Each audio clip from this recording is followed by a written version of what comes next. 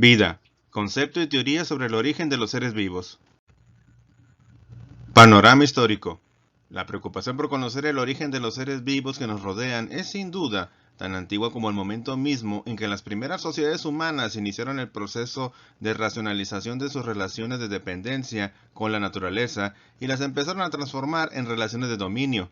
Para los primeros recolectores de frutos, para los cazadores y los agricultores primitivos, era una experiencia común observar cómo los animales podían engendrar descendencia semejante a los progenitores, o cómo de las semillas surgían nuevas plantas, pero también observaron que la vida parecía surgir constantemente, en forma repentina, a orillas de ríos y lagos, en los restos de plantas y animales, en los graneros u otros lugares donde almacenaban sus alimentos, y aún en las heridas de los mismos hombres.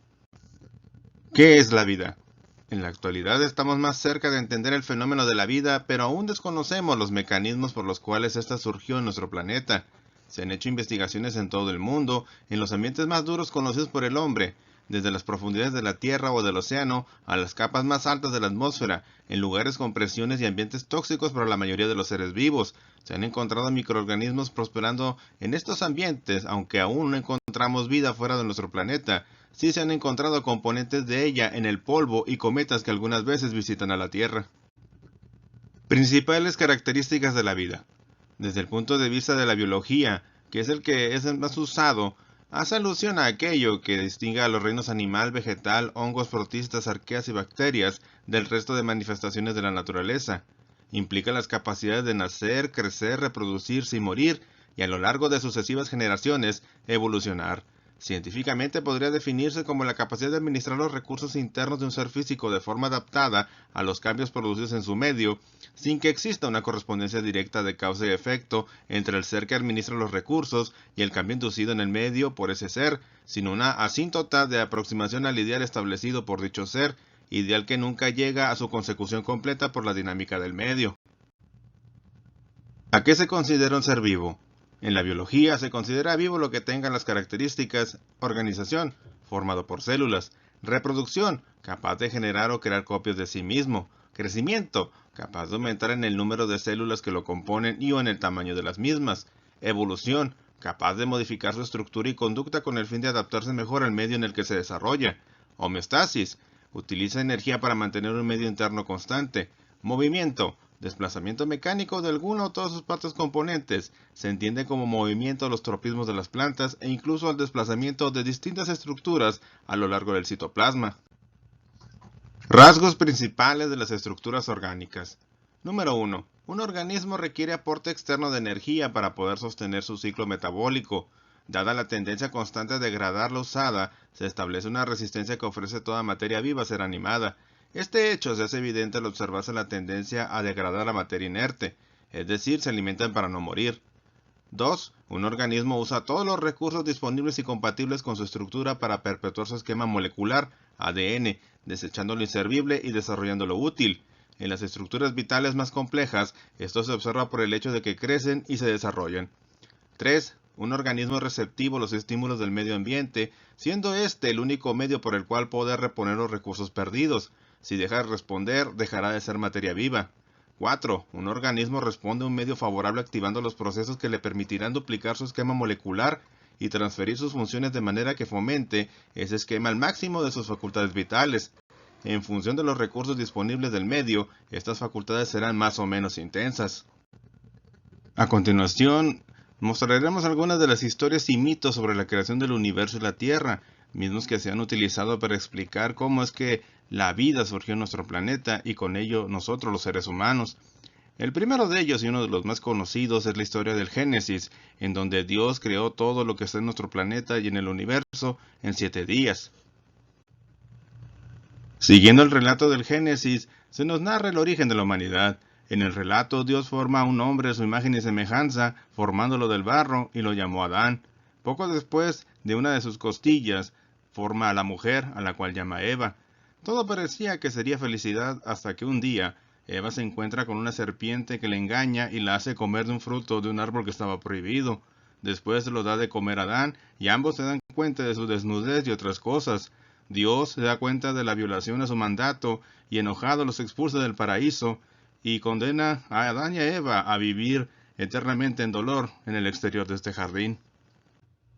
En la mitología nórdica o vikinga se dice que el mundo, el universo, está sostenido por un enorme árbol llamado Yggdrasil. Los seres humanos viven en la parte media o llamada Midgard, y en sus raíces encontramos diferentes regiones o reinos. Además, en su copa encontramos casi cerca de ella el reino de los dioses, Asgard, donde viven Odín, Thor, Loki y otros dioses nórdicos. En su fin del mundo, Ragnarok, esta termina con la gran batalla entre los dioses, y al final de esta gran batalla la humanidad solamente sobrevive y quedan dos individuos para repoblar el mundo, una especie de Adán y Eva del norte de Europa. En la mitología griega, los titanes fueron anteriores a los dioses y eran muchísimo más poderosos que ellos. En una de sus historias, Cronos devoraba a sus hijos para evitar que estos le arrebataran su poder. Pero un día su esposa, en lugar de darle a su hijo Zeus, le dio una piedra y crió al muchacho hasta que éste tuvo edad suficiente para enfrentarse a su padre, rescatar a sus hermanos y con ellos derrotar a todos los demás titanes y tomar su lugar en el Olimpo. Otros titanes que participaron en la guerra contra los dioses fueron Atlas y Prometeo. Atlas tenía como castigo el sostener el mundo, aunque dicen muchos estudiosos de la antigua mitología griega que lo que sostenía era el firmamento. Y Prometeo fue uno de los pocos titanes que apreciaba a los seres humanos y veía cómo sufrían porque no conocían el fuego. Por lo tanto, llegó al Olimpo y robó este fuego para dárselo a los hombres, y por este sacrilegio, Zeus lo condenó a ser encadenado en una montaña, y que un águila o buitre devorase su hígado y éste se regenerase todos los días, así hasta el final de los tiempos. Mucho después llegó Hércules o Heracles y salvó a Prometeo de semejante castigo, liberándolo de ese eterno tormento. En Mesoamérica, una región que cubre actualmente el territorio del sur y centro de México, se narraba la historia de cómo fue el origen del quinto sol, ya que antes de este quinto sol hubo 4 que fueron destruidos por diferentes catástrofes. Todos los dioses se reunieron en Teotihuacán para determinar quién sería este quinto sol. El elegido, al momento de hacer el sacrificio, se acobardó y no se arrojó al fuego como debía haberlo hecho. En cambio, uno de los más humildes de ellos se arrojó al fuego y se convirtió en un sol brillante. El otro dios, arrepentido por su cobardía, se arrojó a las brasas, fue consumido y emergió como la luna. De esta manera, los antiguos mexicanos explicaban el origen de su quinto sol, que es la era en la que actualmente vivimos, según esta historia. Origen del universo. El universo es la totalidad del espacio y del tiempo, de todas las formas de la materia, la energía y el impulso, las leyes y constantes físicas que las gobiernan.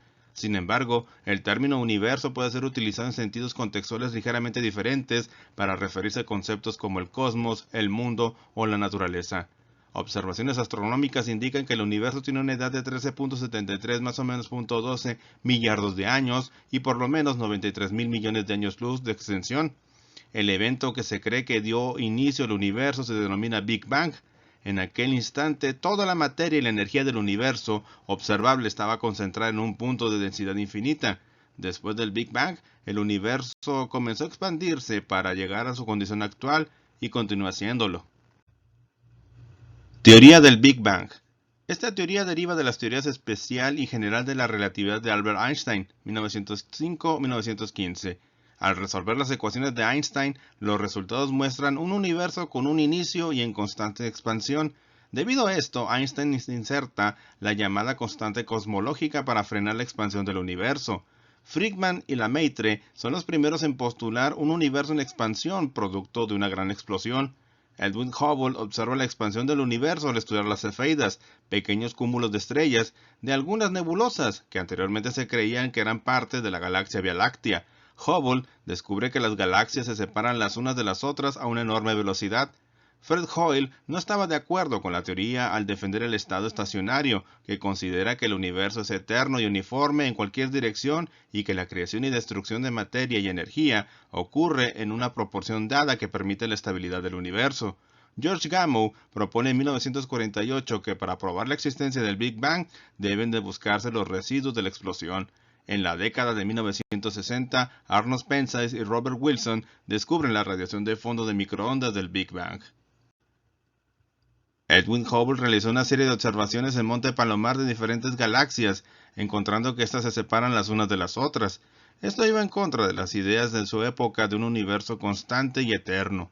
Y esto también lo llevó a crear la famosa ley de Hubble para explicar esta situación, apoyándose en las teorías de Einstein, Lemaitre y Friedman. Gracias a las observaciones de Edwin Hubble, el ser humano se dio cuenta del tamaño real del universo, ya que a principios del siglo XX se creía que la galaxia de la Vía Láctea era todo el universo que se podía observar, y las nebulosas que se veían a través de los telescopios eran apenas alguna estructura extra que estaba ahí unida a esta galaxia.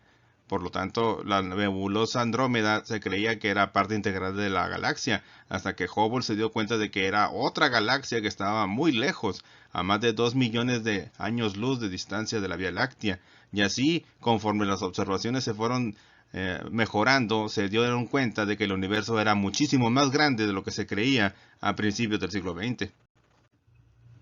En resumen, la teoría del Big Bang nos dice que el origen del universo se debe a que un punto infinito de energía o una singularidad se expandió por alguna razón, formando con ello el tiempo y el mismo espacio, y posteriormente las primeras estrellas, galaxias, planetas y al final nuestro mundo, en donde aparecimos los seres humanos. Origen de la Tierra. Nuestro planeta se formó hace aproximadamente 4.500 millones de años. La vida, según los fósiles, surgió entre 3.900 y 3.500 millones de años. En la biología existen dos escuelas o filosofías que tratan de explicar la vida y estudiarla, el llamado mecanicismo y vitalismo. Para el mecanicismo, los seres vivos son máquinas vivientes, son instrumentos que se creó en la naturaleza para obtener energía y poder perpetuar su información genética. Es por eso que estos biólogos estudian a los seres vivos como si fueran sistemas o si fueran aparatos, o describir al corazón como una bomba, etc., con muchas analogías a sistemas creados por el ser humano. En cambio, en el vitalismo, los biólogos que creen en esta corriente o que siguen este tipo de ideas creen que la vida fue dada por alguna deidad o alguna entidad supraterrenal que con ese poder le dio vida a la materia inanimada.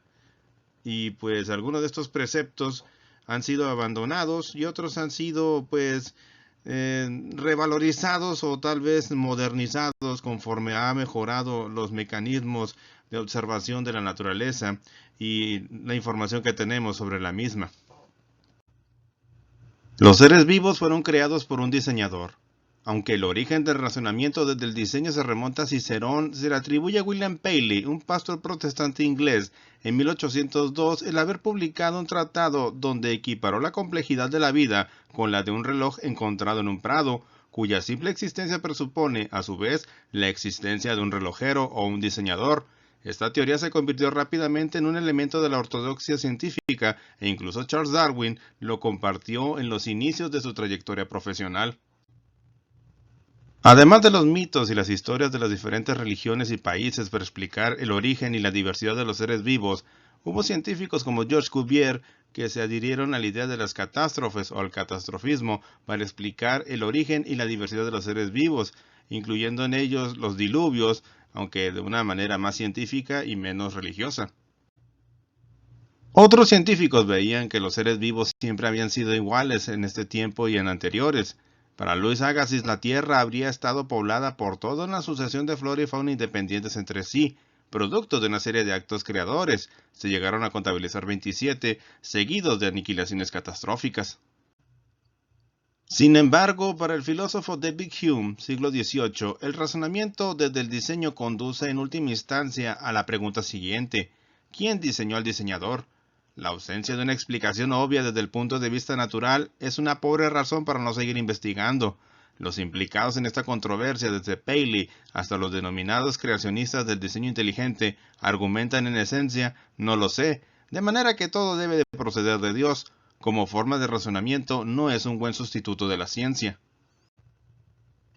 De todas las teorías e ideas que se propusieron para explicar el origen de la vida, destacaremos la generación espontánea, también conocida como autogénesis. Es una antigua teoría biológica de abiogénesis que sostenía que podía surgir vida animal y vegetal, vida compleja, de forma espontánea a partir de la materia inerte.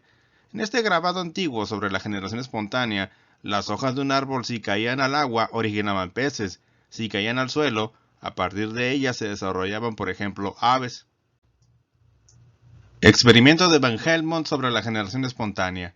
Van Helmont sostenía que las criaturas como los piojos, las garrapatas, las pulgas y los gusanos son nuestros miserables huéspedes y vecinos, pero nacen de nuestras entrañas y excrementos, porque si colocamos ropa interior llena de sudor con trigo en un recipiente de boca ancha, al cabo de 21 días el olor cambia y el fermento, surgiendo de la ropa interior y penetrando a través de las cáscaras de trigo, cambia el trigo en ratones. Refutación de la generación espontánea. En una época en la que se creía tanto en la creación como en la generación espontánea, Francesco Redi era uno de los que dudaba de esta última creencia. Colocó un trozo de carne en 3 jarras iguales. La primera la dejó abierta, la segunda la tapó con un corcho y la tercera la dejó cubierta con un trozo de tela bien atada. Después de unas semanas, Redi observó que en la primera jarra, la que estaba abierta, habían crecido larvas. En la segunda jarra y en la tercera, su interior estaba podrido y olía mal, pero no había crecido ninguna larva. Por lo tanto, la carne de los animales muertos no puede engendrar gusanos a menos que sean depositados en ella huevos de animales. Era tarea fácil concluir que los gusanos no aparecían espontáneamente en la carne, pero Redi nunca generalizó sus conclusiones y no objetó en su totalidad la teoría de la generación espontánea, ya que la siguió aceptando como la explicación del origen de otros insectos y de los gusanos intestinales. A finales del siglo XVII, Anton van Leeuwenhoek logró perfeccionar el microscopio óptico y empezó a descubrir un mundo hasta entonces completamente ignorado. Y aunque el propio van Leeuwenhoek insistió en que los microorganismos que observaba habían llegado a los cultivos a través del aire, la facilidad con que surgían en las infusiones dio ánimo a los propugnadores de la generación espontánea. El siguiente siglo se habría de caracterizar por falsas demostraciones de la generación espontánea, que no eran naturalmente sino el resultado de esterilizaciones deficientes, y por la búsqueda de las fuerzas vitales que supuestamente impregnaban todos los ambientes. En 1745, John Needham realizó un experimento. Hirvió caldo de carne para destruir los organismos preexistentes y lo colocó en un recipiente que no estaba debidamente sellado, ya que, según su teoría, se necesitaba aire para que esto se llevara a cabo. Al cabo de un tiempo, observó colonias en el recipiente, lo que no contradecía la teoría de la generación espontánea, pero Needham argumentó que el aire era esencial para la vida, incluida la generación espontánea de microorganismos. A Lázaro Spallanzani, naturalista y sacerdote católico, le apasionó el problema de la generación espontánea de partes del cuerpo de anfibios y de reptiles, aunque no pudo llegar a conclusiones satisfactorias, sobre todo no pudo explicar el por qué no sucedía lo mismo en el ser humano y en otros animales. A mediados del siglo XIX, la controversia en torno a la generación espontánea se mantenía, aunque un poco menos exacerbada, pero se reanimó al publicar F. Fouchet el resultado de cientos y cientos de experimentos que había realizado y cuyas conclusiones apoyaban por completo la idea de una generación espontánea precedida, según él, de la interacción de una fuerza vital con un proceso de fermentación o de descomposición de la materia orgánica. Naturalmente, la obra de Fouchet caldeó nuevamente los ánimos y se reavivaron a tal grado que los científicos se dividieron en 2 bandos, los que apoyaban la existencia de una fuerza vital y los que la negaban. Finalmente, la Academia de Ciencias de Francia decidió tomar cartas en el asunto, ofreciendo un premio en efectivo a quien lograse aportar elementos de juicio que apoyaran de una vez por todas o rechazaran por completo la idea de la generación espontánea. El que vino a cobrar el premio fue Louis Pasteur, quien lo recibió en 1862 por una serie de experimentos que lograron el descrédito final del vitalismo. Pasteur y la generación espontánea. En realidad, Pasteur había trabajado desde antes de 1862 en los problemas de la acidificación de la leche, de la fermentación del jugo de uva y de la transformación del vino en vinagre. Esta experiencia le permitió diseñar una serie de experimentos sencillos y elegantes que acabaron por negar por completo la idea de la generación espontánea. Lo primero que hizo Pasteur fue demostrar que en el aire había una gran cantidad de microorganismos. Para ello, filtró aire a través de algodón, que luego disolvió y pudo así observar en el residuo sólido que obtenía una gran cantidad de microorganismos. Demostró también que cuando el aire se calentaba suficientemente y se hacía pasar luego a través de una solución nutritiva esterilizada, no se desarrollaban en esta última microorganismos. Experimento de Louis Pasteur.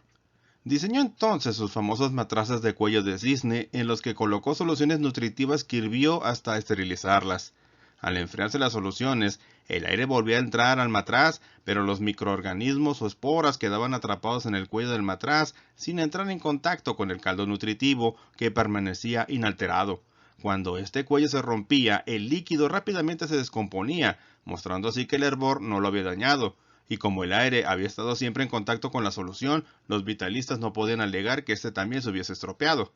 En el discurso en que anunció sus resultados, presentado ante la Academia, Pasteur diría: y por lo tanto, caballeros, yo podría señalar este líquido y decirles que he tomado mi gota de agua de la inmensidad de la creación y que la he tomado plena de los elementos apropiados para el desarrollo de organismos microscópicos.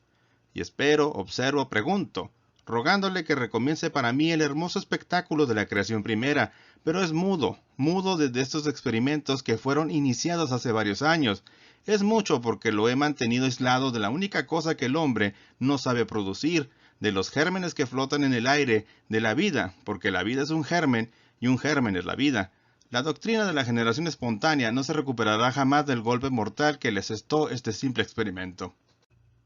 Lo que Pasteur no dijo en público fue su convicción de que en la historia de la Tierra la generación espontánea tuvo que haber ocurrido al menos una vez, porque, de otra forma, ¿cómo explicar el origen de los seres vivos?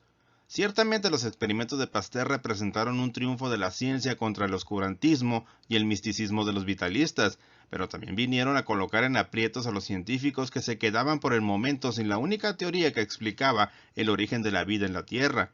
Los experimentos de Pasteur eran, en este sentido, concluyentes e irrefutables, y aun cuando ayudaron al planteamiento moderno del problema del origen de los seres vivos, en esos momentos provocaron que muchos dejaran de considerar esta cuestión como una pregunta con validez científica y prefirieron, a falta de una respuesta, hacerla a un lado.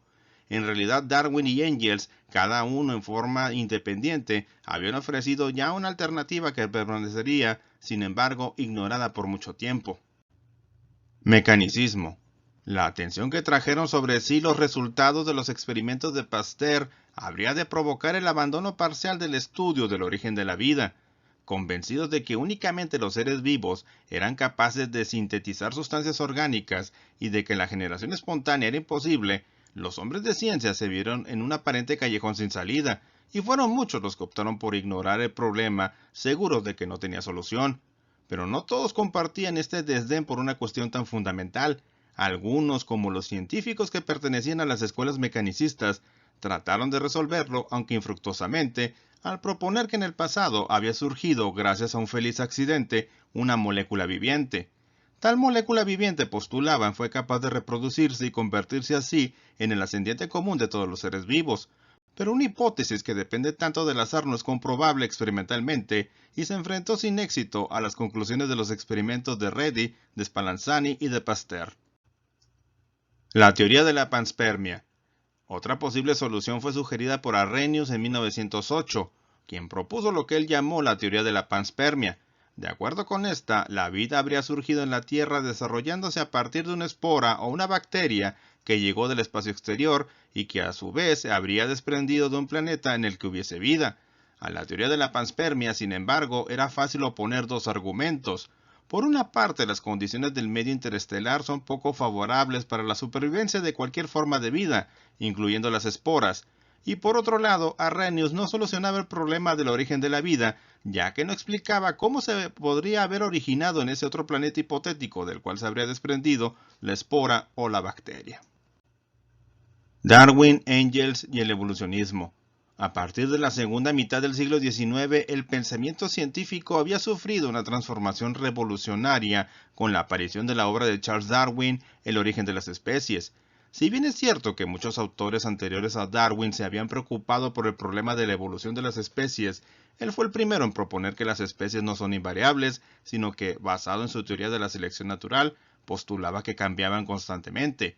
Darwin no habla en su obra explícitamente del problema del origen de los seres vivos, pero ciertamente daba un marco de referencia estrictamente materialista para estudiarlo, restando con ello toda validez del pensamiento vitalista. Más aún, Darwin, con su prudencia característica que le llevó a no abordar públicamente el asunto, en privado escribió a un amigo diciendo que, si pudiéramos, y qué si tan grande, concebir un pequeño charco de agua templada, con toda clase de sales nitrogenadas y fosfóricas, y con luz, calor y electricidad, se formaría químicamente de allí un compuesto proteínico capaz de sufrir transformaciones aún más complejas, pero hoy en día un compuesto así sería inmediatamente devorado o absorbido, y esto no hubiera ocurrido antes de que aparecieran los seres vivos. Ciertamente aquí están plasmadas las ideas de Darwin acerca del origen de la vida, pero no las hizo públicas, ni tampoco el desarrollo de la ciencia en sus días, en especial el de la química orgánica, había alcanzado un nivel que permitiese la comprobación experimental de esta posibilidad. Friedrich Engels, por su parte, preparando su obra dialéctica de la naturaleza, se preocupó también por el origen de la vida. Negó por completo la posibilidad de la generación espontánea y de las teorías vitalistas, exponiendo el carácter idealista y reaccionario de estas suposiciones, y sentó las bases filosóficas para el planteamiento moderno del problema al ubicarlo en un contexto materialista. Engels señaló claramente que la vida en la Tierra no era el resultado de la intervención divina ni un accidente de la materia, sino que representaba un paso más en los procesos de evolución de la naturaleza, dentro de las cuales la materia puede alcanzar niveles de complejidad creciente, yendo de lo inorgánico a lo orgánico y de lo orgánico a lo biológico. La teoría de Oparin y Holden, década de 1920. En 1921, un joven bioquímico soviético, Alexander Ivanovich Oparin, presentó ante la Sociedad Botánica de Moscú un breve trabajo en el que concluía que los primeros compuestos orgánicos se habían formado abióticamente sobre la superficie del planeta, previamente a la aparición de los seres vivos, y que estos se habían desarrollado a partir de las sustancias orgánicas que les precedieron. En 1924 apareció un libro del propio Oparin titulado El origen de la vida en ruso, en donde desarrollaba con bastante más detalle su hipótesis materialista sobre el origen de la vida.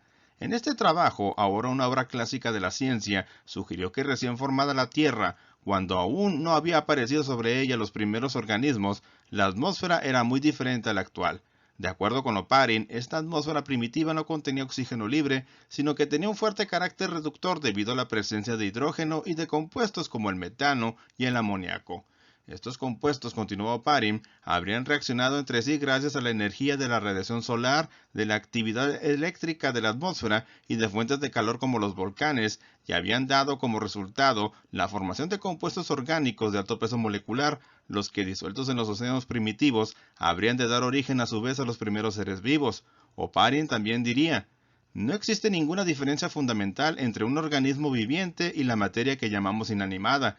La compleja combinación de manifestaciones y propiedades que es tan característica de la vida debe haber surgido en el proceso de evolución de la materia. 4 años más tarde, después de la aparición de este primer libro de Oparin, un biólogo inglés, John B. S. Holden, publicaría un artículo relativamente corto, también titulado El origen de la vida, en el que propondría, en forma independiente, una alternativa extraordinariamente parecida a la hipótesis de Oparin.